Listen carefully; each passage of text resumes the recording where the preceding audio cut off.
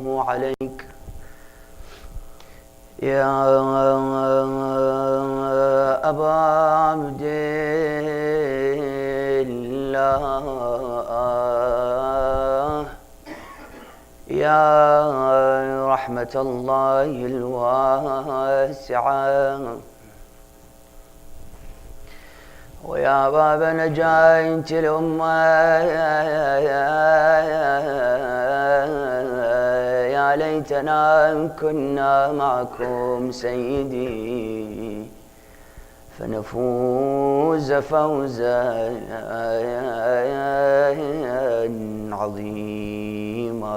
قال الله عز وجل في القرآن الكريم: بسم الله الرحمن الرحيم. إن أول بيت وضع للناس للذي ببكة مباركا وهدى للعالمين. صدق الله العلي العظيم. صلوا على محمد وآل محمد. اللهم صل على محمد وآل محمد. Is the camera working? Respected brothers and sisters, respected Shaykh Salim, Assalamu alaikum jami'an wa rahmatullahi wa barakatuh.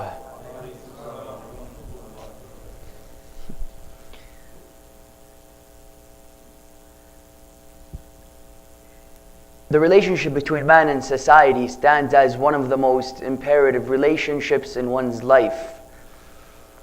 For indeed, one can decide to live a life independent from others, one can live a life interdependent, one can live a life where he's an outcast.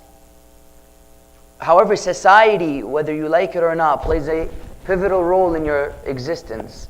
Society plays an unbelievable role in who you are. Society cannot be bypassed.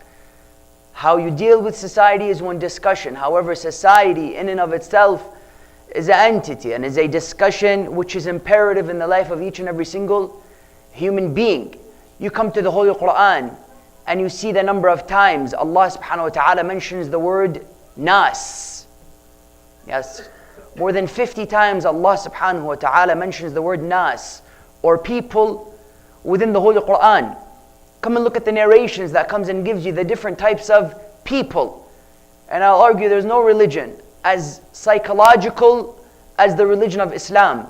There's no religion that goes deep within the psyche and within the moral of the human being as indeed the religion of Islam. For indeed our imams were top-notch psychologists, if anything else. Our imams understood the different types of human beings. Our imams understood man to such an extent that they needed not to speak to you to change you. No, simply by looking at you, they were able to cure you from your disease, and they were able to decode what exactly is the problem with you. And that's why I remember they came to our fourth Imam alayhi salam, they told him, Ya ibn Rasulullah, who is greater, Abu al-Fadl al-Abbas or Kumail ibn Ziyad al-Nakha'i? Yeah? Of course, the question itself lacks intelligence, for indeed there's no comparison with certain prophets and Abu al-Fadl. Anyways, therefore you come and you notice that they came and they asked him, what is the difference? Who's greater, Abbas ibn Ali or Kumail ibn Ziyad? You know dua Kumail every Thursday, Allahumma inni as'aluka برحمتك التي وسعت كل شيء. This unbelievable dua which we're encouraged through narrations to recite once a week, if not once a month, if not once a year, if not once in your lifetime. He would tell him, what kind of a question is this? Abbas is such that he looks at someone, he turns him into a Kumail. Now whatever that means, interpret it in your own way. But he says Abbas is such that he looks at someone, he turns him into Kumail. And I say, may God help those who are facing Abu al-Fadl on the 10th. And that's why you notice that indeed Ahlul Bayt were psychologists, because the role of psychology and the role of the human being is essential within the religion of Islam. And that's why today, lifting off from the paradigm in which we established yesterday, and that circular rotation which is continuing and ongoing until today, we ask the following question, which is indeed, what is the role of the service of people in the religion of Islam? Why do we look at such a discussion? Because indeed there are many people who believe that to be a part of society isn't something essential. I have my Quran, I have my Mafatih, I have my Surah Yasin, and everything else isn't quite essential. Everything else is secondary. Is this the case? This is the first reason we need to look at such a discussion. Second reason we look at such a discussion is simply because Islam emphasizes on the mujtama', on society. When we speak of our imams, when we speak of our prophets, we say what? Imam al-ins wal-jinn. He was the imam of man. He was the imam of the people. Imam Amir al-Mu'mineen alayhi salam. Yes, Allahumma salli ala Muhammad wa ali Muhammad. Imam Amir al-Mu'mineen alayhi salam. Yes, he sacrificed his khilafah for the well-being of the people. Do you know that or not? Imam Amir al-Mu'mineen alayhi salam sacrificed his God-given right for the sake of the well-being of the greater good. This greater good, is it simply a philosophical discussion or a non-Islamic or a secular discussion? No. Islam believes in this greater good. Abu al-Fadl al-Abbas alayhi salam gave his arm for the greater good. Abu Abdullah gave his head for the greater good. That indeed Imam al-Hussein alayhi salam testifies to this. Now some come and say that this was a line of poetry or this was not a quote of the Imam. However, there's a truth to it where he came and he said, "In kana deenu Muhammadin lam yastaqim illa biqatli ya suyuf khudini." He says, if the religion of Muhammad wouldn't be established except through my death, then what? Then, O swords, take me away. Look at the words of the Imam. He's saying that if my death and if the separation of my limbs will unite the ummah, if I must separate as a human being so that the society is united, then O swords, take me away. These were the words of who? Of the grandson of Rasulullah, the son of Fatima. Therefore, this kind of discussion becomes essential. Therefore, let's look at it in the following three stages. Number one, what is the role of people in our path to Allah? And do they play a role? Number one. Number two, are people a bridge or a barrier in one's life and in one's journey to God? And number three, what is the whole discussion of indeed being part of the system entail? Therefore, let's look at the discussion in the following three stages. Number one, you ask yourself indeed, this whole discussion of what? This whole discussion of indeed people being a role, playing a role in your path to God. Yes. Many people, you notice when he becomes religious, and I don't know that, I'm not sure if Shaykh Salim knows what that means. Being religious, whenever he starts becoming religious, you find he stops coming to the masjid. You find he's nowhere near his friends anymore. He's busy with Allah. Also that, I don't know what that means either. He's busy with Allah. He's busy with God. You tell him, what's going on? Everything okay? He tells you, no, I'm finding God. Therefore, I have no more time for the masjid. I have no more time for my friends. I have no more time for family. I have no even more time to eat. I stopped eating. I stopped everything. Why? Because I'm trying to find God. Now, of course, this kind of a person has front row seat in Jahannam with popcorn. Allah will give you popcorn, but it's a popcorn that burns the stomach. It's like a Pakistani popcorn. Therefore, you notice that front row seats, because what's his issue? He says, I'm going to find God. However, I'm going to find God where? By bypassing the people. And that's the first problem that he has made. You can't find God by bypassing society. You find God by permeating, by infusing, by penetrating society. That's the only way to find God. How do we know such a thing? We know such a thing indeed because this is what the religion of Islam has emphasized on day in and day out. Yes? When you come to, for example, the Holy Quran, or when you come to the narrations, what did they say? They came and they emphasized on this discussion of what? This discussion of indeed not staying away from the people. For example, I remember one imam, he would ask, where's so-and-so? He used to attend my majalis, he used to attend the lectures, he used to come. Yes. What's the problem with him? Why is he coming anymore? Imam, he's busy with Salatul Layl. Imam, he's busy with Quran. Imam, he's busy with Hajj. He went to Hajj so many times, he doesn't have time for the majalis anymore to attend. He's busy. You know what the Imam said? Imam came, he said, you know, who's taking care of his family members, his children? Who's putting bread on the table? You know what the Imam said? They told him, Imam, his brother. Imam said, go quickly and tell him his brother is closer to Allah than he is. His brother is closer to Allah than he is. Meaning, this discussion of dunya, you know how many people he comes and he tells you, indeed, dunya is negative. How many lectures have you heard? Anti-dunya. Dunya is evil. Be aware of dunya. وَخَدَعَتْنِ الدُّنْيَا بِغُرُورِهَا. Imam Amir al-Mu'mineen says it. So people will come and tell you, this world, you got to stay away from it. This world isn't going to do justice to you. You got to be aware of this world. It's a dirty world. You got to be careful. This is the exact opposite. Islam never told you to become a monk, to practice monasticism, to stay in the mountain all day and worshipping Allah subhanahu wa ta'ala. Imam Amir al-Mu'mineen, what did he say about dunya? On one level he said, خَدَعَتْنِي. He said, the world has deceived me.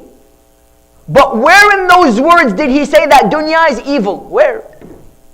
Where did he come and say that indeed, that this world is a negative world? No. Imam Amir al-Mu'mineen came and said in the following narration, and listen to the words very carefully of Ali ibn Abi Talib. He said, الدنيا دار صدق لمن صدقها. He said, this world is a house of truth, an abode of truthfulness for those who are truthful with it.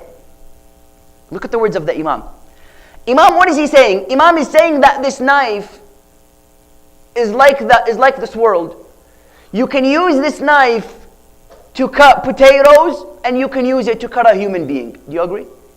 No one is going to come and say that this knife is evil. Not only that, give me one thing right now. If you know the answer, please blurt it out. If you know the answer, look, he came and he said, what is evil? Give me something evil in this world. There's nothing evil. Give me one thing that's evil. Go ahead. Do you know? Anyone? Any guesses? Trump? Maybe. Muawiyah. What else? Okay, what's impure in this world? Somebody say a pig.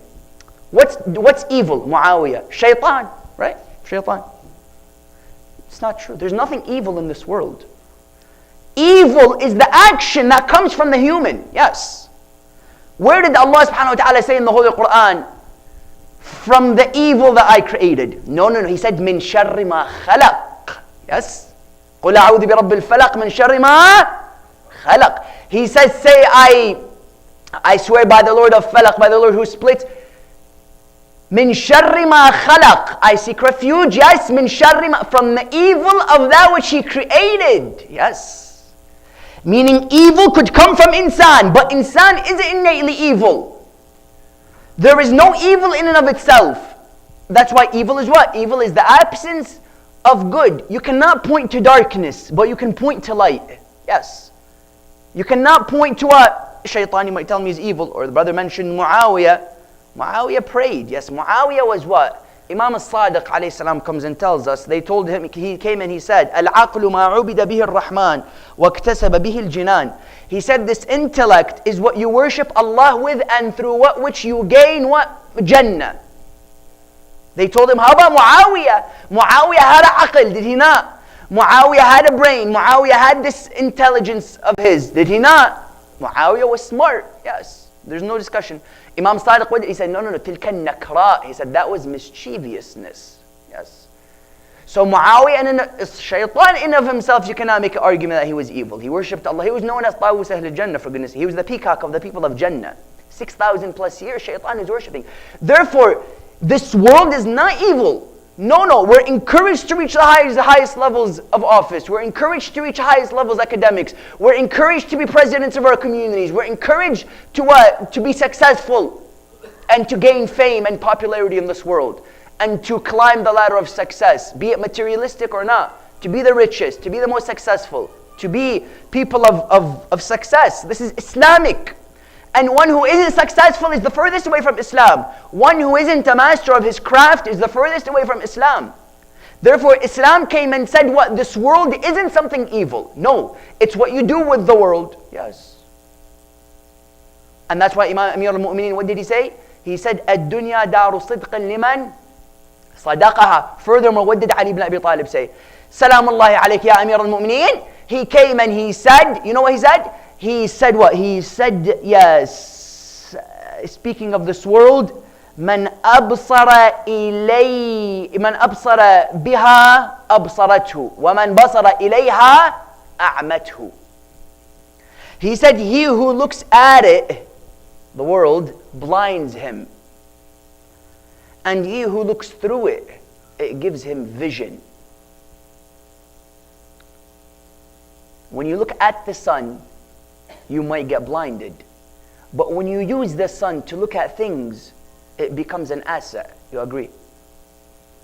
And likewise, this world, Imam Amir al-Mu'mineen says, look through it like a telescope. Use it for your, yes, you can use power. You can use khilafah. You can use presidency. You can use it. But don't let it use you. Which is exactly what asceticism is. What is zuhud? When somebody comes and says, I'm a zahid, I've gotten close to God. Yes. I'm religious. What does that mean? He tells you, well, I've become religious now. I've given away my Mercedes. I've given away my BMW, and I've decided to ride a camel. I've decided to come to the mosque with a bike. You tell him why? He tells you, because I'm religious. I stopped dressing properly. I now wear the same clothes. I eat molded food like Ali ibn Abi Talib. Why? Because I've become an ascetic. Now this guy has it backwards to a high level. To a very high level. Why? Because zuhud, asceticism, is not that you don't possess anything. It's that nothing possesses you. Yes? You can possess the world. But the minute the world possesses you, that's the problem. Amir al-Mu'mineen said, be in this world like a boat. Look at the words of Amir. Be in this world like a boat. When the boat is on top of the water, it flows and it sails smoothly. When the water is in the boat, then you have problems. Yes. Jesus has a fascinating line. He says, be in this world, but don't be of this world. In this world is what? I'm in this world. It's a transit. It's a transitory state. It's a temporary state. I use it from from here to another place. Another person, no, he's of it. He's part of this world, like that one guy I know. When he bought his Mercedes, yes, he slept in it for 3 days. 3 days, yes, he slept in there. I'm not sure what else he did in there. He slept in that bed in that Mercedes for 3 days. Why? Because it became a part of him. Or so there's some people, when he sees a scar on his car, yes, he also sees a scar on his heart. Yes. Why? Because there's this discussion of being attached. Yeah, akhi, you're going to lose it all at one point. What's wrong with us? Do we know this? It's all going to go away at one point. Like that one rich man who had some sense. He said, when I die, stick my hand out of my grave. They told him why. He said, let me show the world that I left with nothing in my hand. Yes. يَوْمَ لَا يَنْفَعُ مَالٌ وَلَا بَنُونَ إِلَّا مَنْ أَتَى اللَّهَ بِقَلْبٍ سَلِيمٍ. On the day where no money or children will help you except the one who approached Allah with a sound heart. That's all that's going to be there for you. Your amal, your actions. And that's why you notice what? You notice that indeed this world, yes, is something positive. And that's why the Holy Prophet of Islam, he told us how to treat this world. He said, خَيْرُ النَّاسِ مَنْ نَفَعَ النَّاسِ فَكُنْ نَافِعًا لَهُمْ. He said, the best of people are those who are the most helpful to the people. Therefore, be helpful to them. See the words of the Prophet. خَيْرُ النَّاسِ مَنْ نَفَعَ النَّاسِ فَكُنْ نَافِعًا لَهُمْ. The best of people are those who are what? Are those who are helpful to the people. Therefore, be helpful to them. Therefore, finding Allah is not by bypassing society. No, it's not by bypassing the people. No, it's by permeating society. It's by being a part and parcel of society. And that's why indeed, what do you notice? You notice that on that second level, are people a barrier or are people what we call a bridge? People, as you and I know, have a very double-sided nature to them, which Allah refers to constantly, repeatedly, yes, commonly, within the Holy Quran. Within the Quran, Allah subhanahu wa ta'ala, on one level He comes and He gives you the evil side of insan. Where he comes in, he discusses insan as being what? Kal an'am. They're like the animals. No, bal hum adal. They're even worse. In one area he comes and tells you they're like the animals. Then he says, no, they're even worse. Yes, so insan has a double-sided nature which the Quran refers to, a very polarized nature to him. So he'll come and he'll tell you this insan is like the animal. Yes. At this level, insan is a barrier. Yes, insan is a barrier.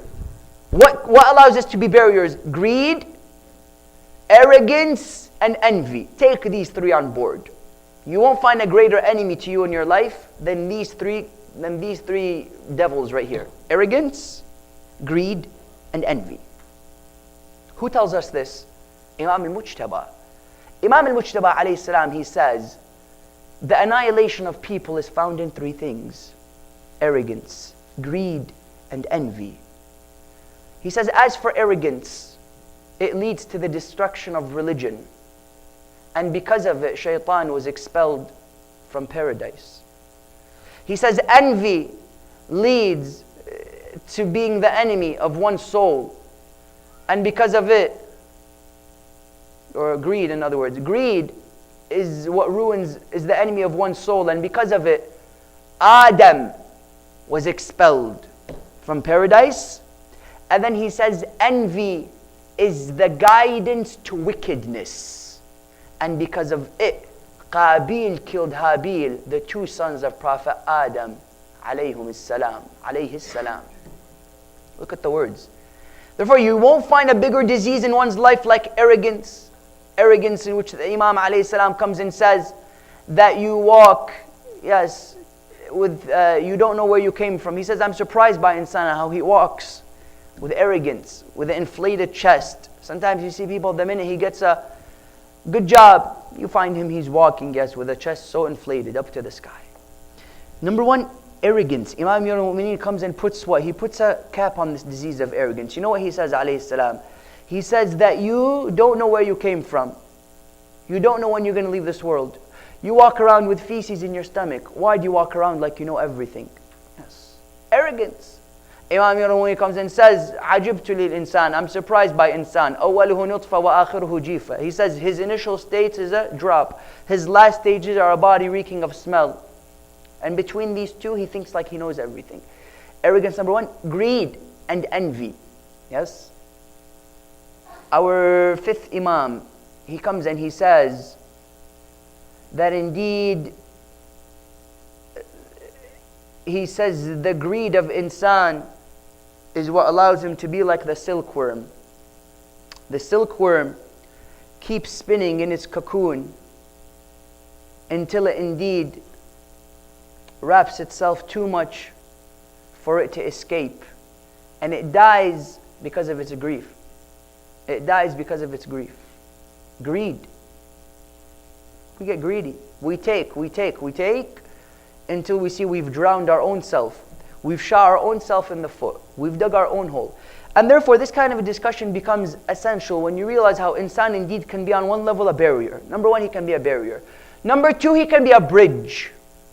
Yes. Insan can indeed be the greatest of bridges. There's no doubt in this. How do we know this? We know this throughout the narrations of Ahlul Bayt. Yes. You have indeed our fourth Imam alayhi salam who came and he said, إِنَّ حَوَائِجَ النَّاسِ نِعَمَ اللَّهِ عَلَيْكُمْ فَلَا تَمُلُّ النِّعَمِ. He says the needs of people towards you are a blessing from Allah. Therefore, don't fatigue towards those blessings. How many times have you noticed somebody comes and tells you, can you drop me off home? You roll your eyes. Sometimes you might jab him in the jaw. Sometimes you might stab him in the stomach. Why? Because he told you, can you take me home? Or a brother comes to you, I'm in need of $3,000. Can you give me? Maybe sometimes you get a heart attack. Maybe sometimes I don't know exactly what happens to you. But you tend to feel as if life gets very difficult. Why? Because somebody has come to you with a haja. Ahlul Bayt. They came to Aisha. Yes, who? None other than the very fantastic Aisha. They came to her. They told her, Aisha, describe to us Rasulullah. You know what she said? She said, كَانَ طَبِيبٌ دَوَّارٌ بِطَبِّهِ. He was a doctor looking for his patients. See, today you go to the doctor. You agree? You have to make an appointment, and sometimes they delay coming into the room for at least 15 minutes. Of course, he has nothing to do. He's sitting, he's texting his friends, but of course he stays in the room for 15 minutes, just, so that you can make sure that you pay attention to the MD and the DR on his name. Therefore, this kind of a person, you'll notice what? You'll notice he waits and he delays, and you have to come begging him, can you please cure me? I'm about to die. I don't have time for your 15 minutes of WhatsApp with your friends. Can you come and help me out here? It's getting tough on me. Therefore, what does he say? He comes and he says, yes, Rasulullah, Aisha, what did she say? She said, طَبِيبٌ دَوَّارٌ بِطِبِّهِ. He was a doctor looking for his patients. He would go, he would knock. You know the replete stories of that Jewish lady, for example. Yes. Jewish lady, Rasulullah would leave the house. He opens up the door, he's getting out. Every day he sees garbage. Every day he sees garbage. One day he saw no garbage. He says something's wrong. He goes and he visits her. There's nothing like this in life. You won't find people like this. He goes, he opens up the door, and he tells her, she opens up the door, what's wrong with you? She's coughing, she's sneezing. Are you fine? I'm cold, I'm sick. Yes. Why are you here?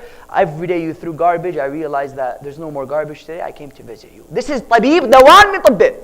Imam Sajjad alayhi salam, what does he say? He says, إن حوائج الناس نعم الله عليكم فلا تملوا النعم. The blessings of Allah subhanahu wa ta'ala are what? Or the needs of people are a blessing of Allah to you. Therefore, don't fatigue these blessings. Don't do it. It's a trap. Don't do it. If it comes to you, yes, take it. Yes, Allah alaykum. And that's why, what do you notice? You notice that indeed when Allah subhanahu wa ta'ala comes and mentions in the verse I began with, He says, Bismillah ar-Rahman ar-Rahim, إِنَّ أَوَّلَ بَيْتٍ وُضِعَ لِلنَّاسِ لَلَّذِي بِبَكَّةَ مُبَارَكًا وَهُدًى لِلْعَالَمِينَ. He says the first house for the people. Look at the words. إِنَّ أَوَّلَ بَيْتٍ وُضِعَ لِلنَّاسِ لَلَّذِي بِبَكَّةَ is the one in Becca, being another word for Mecca. Is indeed blessed and a guidance for the people of the world. Question, was Becca ever a house for the people? Did somebody ever live in it? Yes.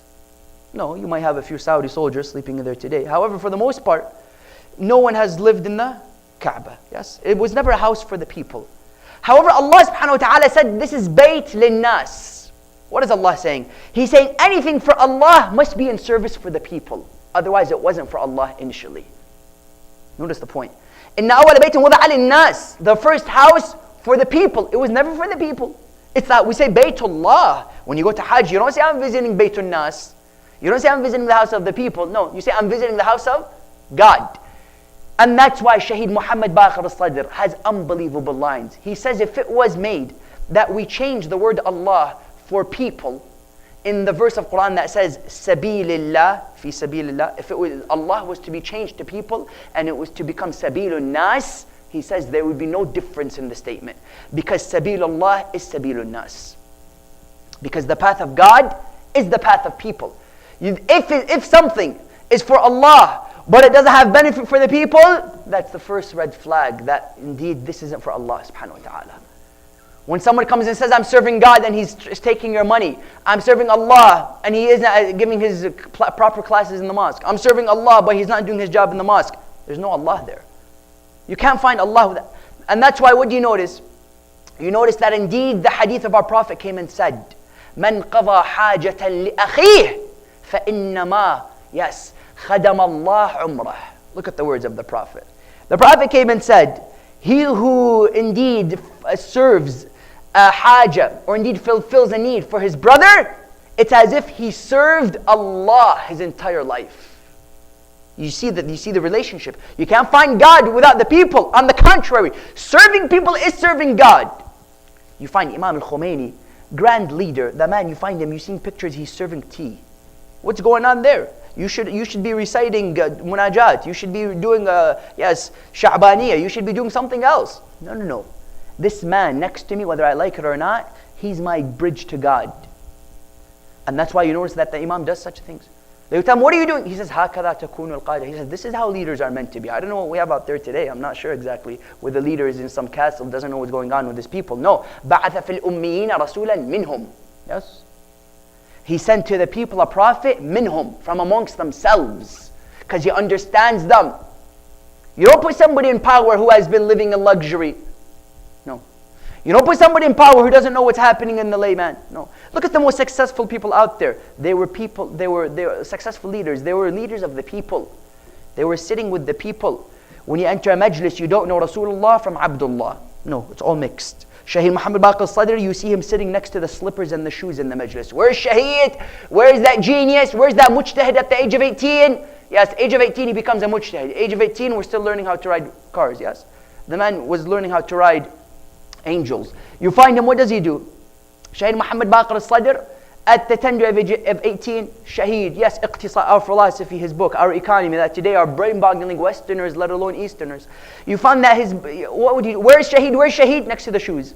Shaheed is next to the shoes. What do you see there? You see that indeed he understood this narration. من قضى حاجة لأخيه فإنما خدم الله عمره. He who indeed fulfills a right of his brother, he served Allah subhanahu wa ta'ala his entire life. In other words, tawfiq, success is found through the people. And this was found nowhere better than in the story of Musa. In the story of Musa, you find that indeed Allah subhanahu wa ta'ala mentions his story in where? In verse 27 of chapter 28. Yes. In verse 27, chapter 28, Allah subhanahu wa ta'ala mentions the verse where the two daughters of Shu'aib come back to their father. They tell them, Ya Aba, استأجره إن خير من استأجرت القوي الأمين. Yeah, he's trustworthy. Ya Aba, can you indeed put this man as somebody who used to work with us? استأجره. Why? Because the best of those that indeed you can hire is the qawi, the strong and the trustworthy. Daughters, how do you know he's strong and trustworthy? Strong, we know. We already can see that. How about trustworthy? How do you know he's trustworthy? They told him, no, father, let me tell you why he's strong and let me tell you why he's trustworthy. Because Musa, as you know, grew up in the laps of Fir'aun. Musa grew up in the laps of royalty, in the laps of luxury. Therefore, he was given the best of food and he was given the best of treatment. Hence, he would punch a man, he would die. The Quran comes and tells us, فَوَكَزَهُ. He punched a man, he smited him, the man dies on the spot. Right? So there what do you notice? You notice that indeed they would come back to Shu'aib. They tell him, Ya Shu'aib, our father, hire him. He's strong and trustworthy. How do you know? Because when we were indeed filling our basket with water, we were surrounded by men. We felt weakness. We felt, yes, inferiority towards these men. We weren't able to achieve our objective. What should we do? You know what he said? Musa alayhi salam comes. He indeed would hold the bucket with one hand, O father. Whereas you needed multiple men to hold that bucket. That's how we knew he was strong. How do you know he's trustworthy? Oh father, when he was sending us back to our house, yes, of course he was holding the bucket. He stood before us and he told us where to throw a rock, left or right, and because of that we would know indeed where he wanted to go. Look at the trustworthiness. Because of that, Musa married one of the wives and he became a shepherd of sheep, which brought him a number of miracles through that staff of his. What do we notice there? He found God through the service. How many times have you been driving and you see a homeless man? I have no time for this. Ya akhi, that might be your door. That might be what you were looking for years. It's right there. You just let it go. You open the drawer, you see the answer. No, that's not the one. You're looking at that key that you've been searching for years. Who's not looking for something in this life? Everyone's looking for something. Many people, they find what they're looking for and they throw it away. Musa alayhi salam didn't let the opportunity go. When we have that mentality, then we know that we should never bypass the opportunity to help someone. Therefore, what do you notice? You notice that indeed he would serve and serve Musa alayhi salam, and that's why indeed the hadith comes and says, "Man qada li akhihi haja." He who fulfills a right for his brother, yes, kuntu shafi'ahu jamba mizana. The Prophet Islam comes and says, whoever fulfills a right for his brother, I become his intercessor near his scale. فَإِنْ رَجَحَ فَكُنْتُ شَفِيعًا لَهُ. Until I see that he made it into Jannah. I'm going to stand next to his scale until I see that the good overweighs the bad. If it does it with my hand, I'll make the good overweigh the bad. And I'll allow him to enter Jannah. Why? Simply because قَضَى حَاجَةً لِأَخِيهِ. Only because he what? He fulfilled a need for his brother. Therefore, what you notice, on one level, man can be a barrier, yes, in the greed, with the arrogance and the greed and the envy. On one level, no, he can be a bridge by fulfilling the needs of the people. That if Allah was to be removed for nas, sabilun nas would mean nothing different than sabilillah. And that's why you notice we go to the last part of the discussion, which is what does it mean to be, and this whole discussion of being part of the system. This world is a system. Allah subhanahu wa ta'ala, He created a system. There's a universal system. There's universal laws. Yes, you don't live like an anomaly, which I'll come to. There's laws in this world. There's right and wrong. There's halal and haram. There's boundaries in this world. Hudud. تلك حدود الله. Yes. وَمَن يَتَعَدَّ حُدُودَ اللَّهِ فَأُولَٰئِكَ. Allah says there are lines. There's boundaries in this world. You have to respect them. These are the boundaries of Allah subhanahu wa ta'ala as He refers to them. There's a system. There's what? Allah has orchestrated what? A system in which we live by. You can't bypass it. And if you want to bypass it, then there's repercussions. What do I mean? One man would come to Amir al-Mu'mineen. He said, Ya Amir al-Mu'mineen, inna nafsi tadfa'uni ila al-ma'asi. Fa'idhni bimaw'idha. He said, Ya Amir al-Mu'mineen, my nafs is pushing me towards sin. My nafs is pushing me towards sin. Give me an admonition. Advise me, Ya Amir al-Mu'mineen. You know what he told them? He told them, continue sinning. There's no problem. Sin, don't sin, continue sinning. The man leaves, he's happy, he doesn't come back, but there's 5 conditions. The first condition is that if you want to indeed continue to sinning, then indeed don't eat from the sustenance of Allah subhanahu wa ta'ala. That's the first one. Leave the system. Get out of the system if you wanna sin. Leave the system. Leave, get out. Number 1, don't eat from the sustenance of Allah subhanahu wa ta'ala. Number 2, don't live on the land of Allah. Go live on some other land. Number 3, don't indeed, be a part of the blessings of this earth. No, go find blessings from someone else. What else? He comes and he gives him 5, until he comes and he tells him, yes, when the page of your deeds are opened up on Yawm al-Qiyamah, tell him, Ya Allah, that wasn't me. Tell him that wasn't me. Because everybody has this sahifa, yes? When your page is opened, he told him, tell him that's not me. He told him, when the angel of death comes to you and takes your soul, اخرجوا أنفسكم, let your souls come out. Tell him, excuse me, not me, brother. You can go take someone else's soul. My soul is staying here. It's not going anywhere. He told him, tell him I don't want to take tell him you can't take my soul. He told him, Ya Amir al-Mu'mineen, forgive me, but I don't have the ability to do any of these 5. He told them exactly, how could you sin? Yes. There is a system. There is what? Allah subhanahu wa ta'ala put a system. You cannot bypass the system. You have to be a part of this system. Now you might say, of course I'm a part of the system. No, you've been lucky. You have so many people out there who are known as anomalies. Anomalies, outcasts. There's people out there who sit down and see how they can do things the opposite direction. He just doesn't like saying hello when he walks in. He comes in, he says goodbye, and he sits down. Weird people, weirdos. He comes and he tells him yes. Imagine somebody comes into the majlis and says Khuda Hafiz, and he sits down. It's weird. A lot of weirdos in this world. He comes and he says Khuda Hafiz, and he sits down.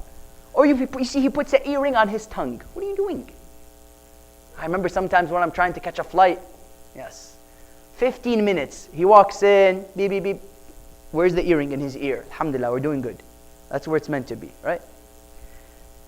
Comes in, beep, beep, beep. Where's in his nose? Allahu Akbar. Another one in his tongue, on his eyelid, belly button. I can't tell you where else the other rings were.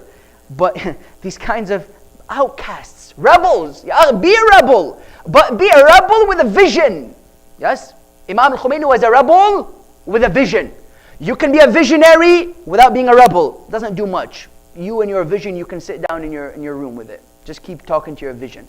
You can be a rebel without a vision. Yes, you become as one would say, anti-conformist. Islam supports non-conformism, not anti-conformism. Anti-conformism is what? Anti-conformism, he says, I'm not going to conform just for the sake of not conforming, breaking windows, doing whatever he wants. Then you have non-conformists who know they rebel with a vision. Yeah, I'm going to rebel. You bet I'm a rebel, but with a vision, with a basira. This anomaly, what does he do? He dresses differently, acts differently, speaks differently, paints his hair a different color every day. One day his hair is pink, one day his hair is purple, one day it's pink and purple. What's your problem? I'm just going to rebel. Confused. Now many people you find at this level, what does he do? He lets out his confusion against society, anomalies. That if you want to rebel against the system, rebel against the system. But there is no better way to rebel against the system than by being part of it. Are you with me or no? There is no better way to change things than by being what? Than by being, number one, a part of the system. You can't expect to change things if initially you didn't go with the flow. Yes? You have to go with the flow initially. The first few years you go with the flow. You go with the flow. Yes, you conform. You be part of the system. Only then can you change it. You can't just come from outside. No. It's what we call homegrown, ingrown change. Yes. Because if you don't understand the system, many people tell you, I understand this world, but I'm not going to mix with dunya. No way. No way. I'm going to change the world, but I'm going to stay away from dunya. How are you going to change it? You have to understand Canadian politics. You have to understand Canadian school systems. You have to understand Canadian financial systems. You have to understand how Canadian society and Canadian human beings cooperate and indeed, as one would say, do things and operate in their lives. You have to understand that. Then you can change it. You find this one guy, he says, I hate Canada. Yes. Go back to India. Go back. I hate Canada. Go back to Afghanistan. Go back to Africa. Go back. Go back to Zanzibar and drink coconut juice. Go back. What do they call it? I forgot. He comes and he says, I hate Canada.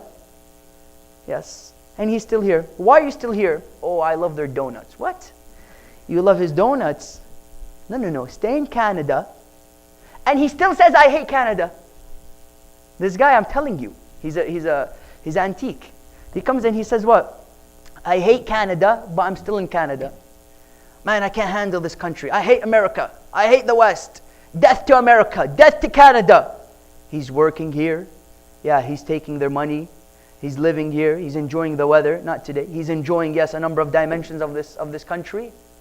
Yes. Oh Canada, but I hate Canada. Why do you hate Canada? Well, there's no equality. I don't feel like, for example, I have the freedom to do what I want. Why do you hate the States? Anti-Muslims. We cannot voice our opinions. There isn't a role of, Muslims don't have a role in government. All right, what are you going to do about it? The dhulm is too strong. The dhulm is too strong. But I'm enjoying my job. I'm enjoying my food. I'm enjoying everything else. Yeah. You either don't complain and you close your mouth and you do what Fatima al-Zahra told you to do. If you have nothing good to say, don't say it. Yes, that's the first option. Or you leave, you do hijrah, which is absolutely fantastic and Quranic. The Quran comes and says, "Inna ardi wasi'atun fa iyaya fa'budun." My land is, as one would say, spacious. It's vast. Therefore, leave. Do hijrah. If it's too hot in the kitchen, leave. If the current is too strong, leave. That's the second option. Many people did hijrah. Absolutely fantastic. Myself, when I was younger, my father saw that high school was a bit difficult. Or he saw maybe, for example, I was missing Fajr. Because what I would do is that he would say, Ali, did you pray? I would say, Allahu Akbar. I would jump back in bed. So when you start to fool your father, and then later on he picks up on it, he says it must be the school. It must be the environment. When he's spending more time in front of the mirror on his hair than he is on his homework, then there's a problem there, yes? Took me out, hijrah, put me in what? Put me in a private school. Alhamdulillah, finished 2 years and 6 months. Anyways, he came and he said,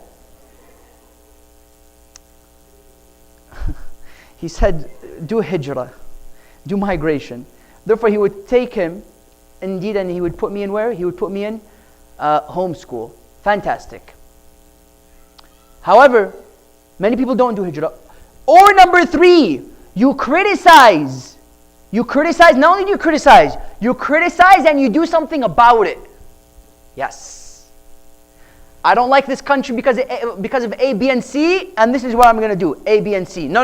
I hate the country, I'm not going to do anything about it. No. That's not how it works. There's a system. You have to respect the system, be a part of the system, in order to change the system. Yes. And that's why we notice indeed when we go to Karbala on the 10th of Muharram, we see that Ahlul Bayt alayhum as-salam, where indeed they gave and gave and gave. Yes, for the sake of the ummah, for the service of the people. They found Allah subhanahu wa ta'ala through martyrdom. Imam al-Hussein alayhi salam is in Medina. He's near the grave of Rasulullah before he's going to Karbala. He falls asleep. He sees the Prophet in his dream. He tells him, Ya Rasulullah, dhummani ilayk. Yes, he told him, Ya Rasulullah, I need to indeed come. I want to come into your grave. He told him, dhummani ilayk, Ya Rasulullah. He told him, Ya Aba Abdullah, it's not going to happen. Why? Listen to the words I beg of you. He told him, Inna laka darajatan fil jannati lan tanalaha illa bishafa'a. He says, there's a position for you in Jannah, illa bishahada. You're never going to attain it except through martyrdom. You put Jesus and Mahdi on one side, and you put 4,000 arrows before them, and there you have Imam al-Hussein. Ya Hussein, there's a position for you in Jannah. You cannot attain it except by permeating these 4,000 arrows. Except by going through Shahada, Ya Aba Abdullah. You can't sit in your basement and tell yourself, I'm close to Allah and I'm what? I'm busy with my school, I'm busy with my work. That's not how it works. No. You go outside, you fail and get up, you fail and get up, you fail and get up. You go through your 4,000 arrows. What are your 4,000 arrows? Ali doesn't know. Allah knows and you know. What are the 4,000 arrows between you and Allah subhanahu wa ta'ala? Is it your ego? Is it your pride? Is it your family? Is it challenges? Is it mental? Is it psychological? Is it spiritual? Is it personal? Is it social? Is it, I don't know what it is. No one knows. You and Allah know. That's your 4,000 arrows. That's your 4,000 arrows. Who's your Ismail? Yes, Ibrahim was tested with Ismail. That was his Ismail. Your Ismail is different. Your Karbala is different. Different. Your shaitan is different. Everyone has a different shaitan. Rasulullah says, my shaitan became Muslim. The Prophet of Islam comes and says, everyone has a shaitan. وَشَيْطَانِ قَدْ أَسْلَمَ عَلَى يَدِي. My shaitan has become a Muslim. Yeah? Now who's your shaitan? I don't know. Who's your Ismail? What are your 4,000 arrows? What's your test? I don't know, and quite frankly I don't care because it's not my duty. Allah subhanahu wa ta'ala comes and says, He tells him through Rasulullah, إِنَّ لَكَ دَرَجَةً فِي الْجَنَّةِ لَن تَنَالَهَا. There's a position for you in Jannah. You're never going to reach it except through martyrdom. And that's why he gave and he gave and he gave. Who gave like Abu al-Fadl al-Abbas? Huh? Who gave like Abu Fadl? His name is Abu al-Fadl, father of generosity. That's his name. Abu al-Fadl al-Abbas. Abbas means what? Abbas comes from Abasa. Abasa wa tawalla. Abbas means he made people frown. Why are you making people frown? Usually you make people smile. No. On the battlefield, there was no one who would make you frown like Abu al-Fadl al-Abbas alayhi salam. He gave so much to Imam al-Hussein, brothers and sisters. It's unbelievable. Unbelievable. I don't have much time. Ya Abu al-Fadl al-Abbas, they say in the battle of Siffin, he was about 12 years old. He would come to his father. He would tell him, Father, let me fight today. You're too young. It's not your day. Inna laka yawm. Your day is coming soon. Today's not your day. You know, he wanted to pull his sword when the arrows showered the coffin of Imam al-Hasan. They say when Abu al-Fadl would get angry, there was a quality to him, and a vein would pop up on his forehead. They say the anger of Abu al-Fadl, when he would get angry, there would be a vein on his forehead. That indeed what? That indeed vein popped out when It popped out when indeed Shimr invited him to amnesty on the 10th. Hadith says, Walla hariba, Shimr ran away, he saw that vein. It popped up when Imam al-Hasan was killed, when the coffin was showered with arrows. He came to Abu Abdullah, he pulled out his sword. Hussein, give me the permission, I'll wipe them all out. Wallah, I'll kill them all. Wallahi, I will. He told them, I'll wipe them all out. Give me the permission. He said, put the sword back. Abul Fadl, irja' as-sayf. Return the sword. Inna li hadha as-sayf yawma. He said, for this sword there's a day. It's coming soon. Abul Fadl al-Abbas alayhi salam was always wanting to give to Ahlul Bayt. There's no one who is a manifestation and an embodiment and an icon of giving and service of the people like Abul Fadl al-Abbas. Abul Fadl al-Abbas alayhi salam, he tells him, Father, let me fight. You're young, not today. Father, let me fight. He told him, I'll let you fight, but wear this mask on and never take it off until I tell you to. It is said that Abu Fadl al-Abbas alayhi salam, he wears the mask, he goes onto the field. One man stands up by the name of Ibn Shaza'. Ibn Shaza' says, I have 7 sons, who's willing to kill them? Abu Fadl says, hello, how are you? Abu Fadl goes, he kills the first one, second one, third one, he kills all 7. Ibn Shaza' is furious, he says, fight me, he kills him as well. 12 years old, that's fine. 12 years old, he gets rid of him. People are taken back. That's Amir al-Mu'mineen. That's Ali ibn Abi Talib. It makes sense what he did. It must be Ali. Only Ali can do stuff like that. So no. Who are you? Identify yourself. They see Amir al-Mu'mineen coming from the back of the army. Abu al-Fadl comes. Amir al-Mu'mineen comes. He tells him, Father, can I take off the mask? No. Father, please. Father, please. Takes it off. Who are you? أنا قمر بني هاشم. I'm the moon of Bani Hashim. Bani Hashim has 2 moons, Hassan and Hussein. No. They are the moons of indeed Muhammad. I'm the moon of Ali. And it's the duty of the moon of Muhammad to take care of the moons of Ali, of the moon of Ali, take care of the moons of Muhammad. They are the eyes and I'm the hands. It's the duty of the hands to protect the eyes. This was Abu al-Fadl. Life of constant giving to Ahlul Bayt alayhum as-salam. Until it is said when Rasulullah came to Abu al-Fadl al-Abbas, giving him that cup of water to drink. Because we know when everyone was martyred on the 10th, you remember Ali al-Akbar, for example, they would come to him with a cup of water. Yes? What would he say? He would say, oh Ali, Imam Hussein tells him, why do you smile, why do you cry? He says, I cry because I see Fatima. I smile because I see the Prophet giving me that cup. Everyone was given that cup. Narrations tell us when Abbas was given that cup, he says, I don't drink from that cup, Ya Rasulullah, because Hussein still never drank. Abu al-Fadl al-Abbas constantly lived a life of giving. Abu al-Fadl, and number 2, the second embodiment of giving in Islamic history was none other than Zainab. Because Imam al-Hussein gave his head to plant the seed. However, Zainab gave her life to water the seed. That seed was planted by Hussein. No one indeed was there to water the seed other than Zainab. Imam al-Sajjad was sick. Imam al-Sajjad couldn't do much. Imam al-Sajjad would stand with a stick and a sword. Give me a stick and a sword. Why? The stick so I can stand and the sword so I can fight. Imam Abu Abdullah al-Hussein says, remove the sword and stick from his hand lest the lineage of Imam is cut. Zainab continued Husayniyat. And that's why Saddam, when he killed Shaheed Sadr, he killed Bint al-Huda, his sister. Why they told him? He said, I will not make the same mistake as Yazid. He said, I won't make the same mistake as Yazid. Yazid killed Hussein, but he forgot to kill the continuation of Hussein. Saddam says, I'm not going to fall in the trap of Yazid. Yazid forgot to kill the Zainab. I will kill the Zainab of the time. And that's why you notice Zainab alayhi salam. There we see her entering into the land of Sham. She turns to Kulthum. She tells her, oh Kulthum, do you know who that lady sitting on the throne is? She said, no, I don't know who that is. She said, who is it? She said, indeed, that is none other than Hind. Hind was a servant in the household of Ali ibn Abi Talib. However, Hind was of Jewish descent. What happened is that when Muawiyah heard of Hind, he took Hind and he wedded her to Yazid.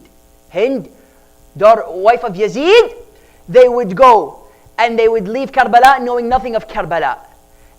Or Zainab is walking in. Do you know who that is? That's Hind. They never saw Zainab since the days in Medina. However, Medina, yes, Hind left Medina, but Medina never left Hind. You find that Hind was sitting on the throne. They see that Zainab walks in. Zainab alayhi salam they throw her dates. They don't eat the dates. Hind asks them, why didn't you eat the dates? They said, Inna sadaqata muharrama alayna al al-bayt. They said, charity is forbidden upon us, Ahl al-Bayt. We cannot eat charity. We cannot take charity, and this dates being thrown to us is charity. Hind asked them, where do you come from? They said, we come from Karbala, but we're originally from Medina. Until she tells them, Hind comes down from the throne. She says, why did you come down? Zainab asks her. She says, because I heard the name Medina. Medina is still in my heart. She says, who do you know from Medina? Do you know anyone in Medina? She says, yes, of course. Who do you know in Medina? Zainab asks Hind, who do you know in Medina? She says, I know Hussein, I know Zainab, I know Abbas, I know all of these people. She says, Zainab actually used to teach me Quran. Zainab used to teach me Quran. Zainab used to teach me Quran. Until she says, do you know anything about these people? She said, if you ask about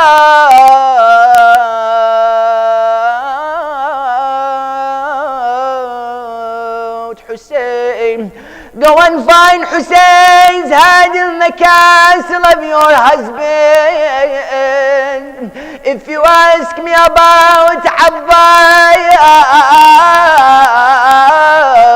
go and find his hands next to the river. If you ask me about Zainab,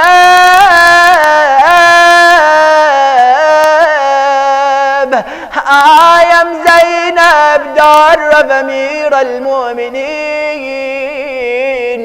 I am Zainab, sister of Hussein. I am